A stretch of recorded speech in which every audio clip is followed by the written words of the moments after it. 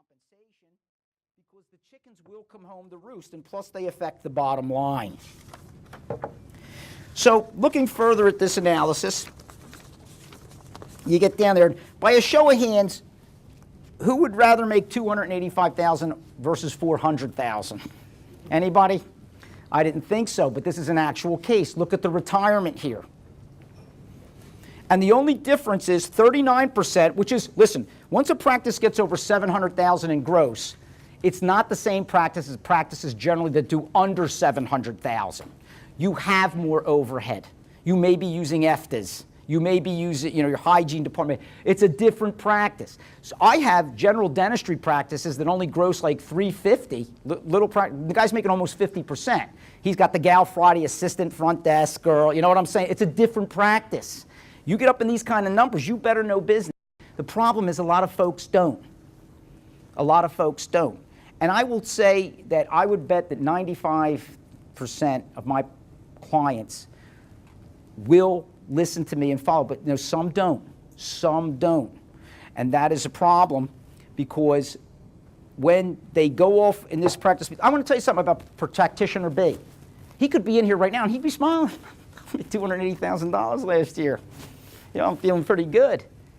But he blew the opportunity to make more money, to make the appropriate level of money, to have a much more profitable and efficient practice.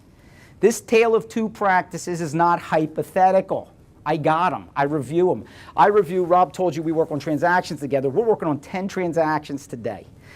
As of today, we have 10 transactions we're looking at, and we're working with potential buyers and sellers. And the reality is practices can be as different as night and day with the same level of productivity. Different as night and day. Does anybody have any questions on this management issue?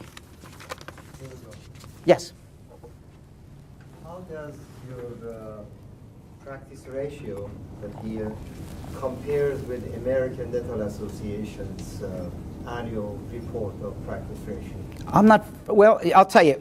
You talk about the ADA's report? Yes. The ADA's report is, I would say it's fairly close, but I want you to understand something, that the ADA report is nationwide. I basically go for regional reports and ratios along those lines, and I would say it's somewhat close. It's somewhat in the same ballpark as theirs is. Mine, I try to look at it from a perspective of what I'm seeing based on the database of dental practices I work with. And again, they're merely guidelines.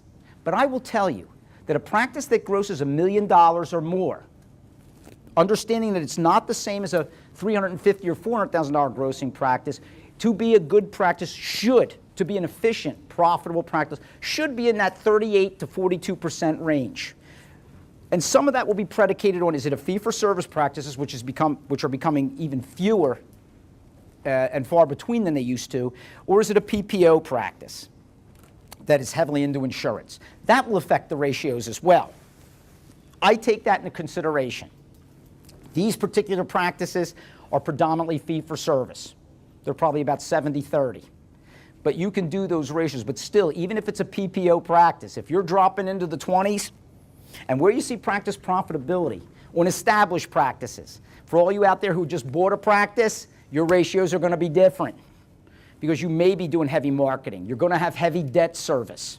It's going to affect your bottom line. But for an established practice, if you're in the 20s, you're in trouble. I have them in the 20s. I review them in the 20s. Okay? I review them in the 20s that are in the 20 percentile. And these practices could be doing significantly better.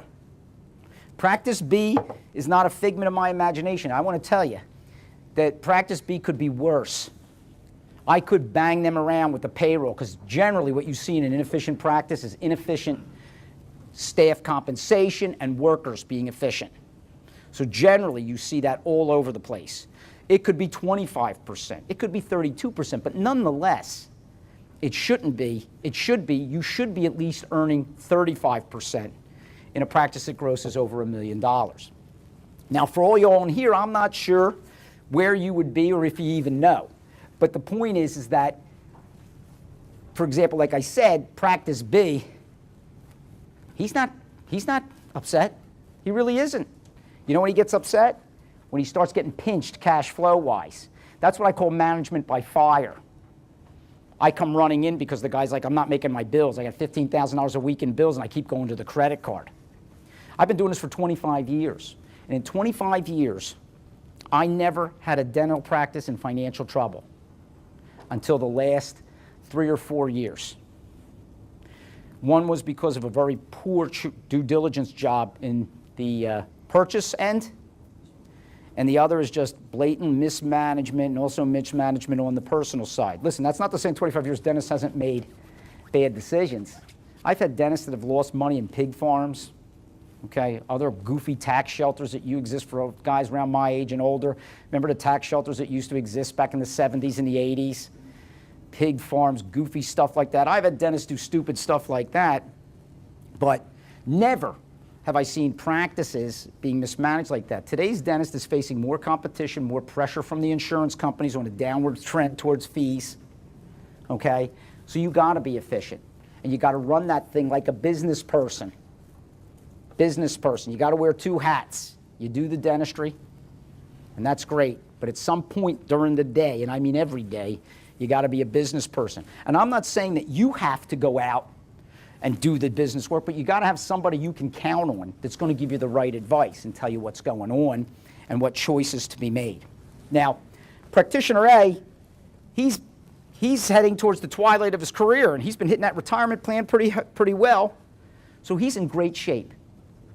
Practitioner B hasn't been doing so much, so he's really hoping that a big part of his retirement is selling this practice.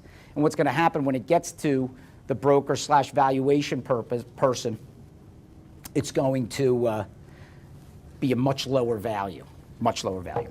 How much time do I have? Like 10 minutes. 10 minutes. That's the world. Would everybody be interested in me talking finally about the economics of practice sales and transitions? A little bit more on what Rob was talking from a financial standpoint. Listen, what I'm going to talk about is not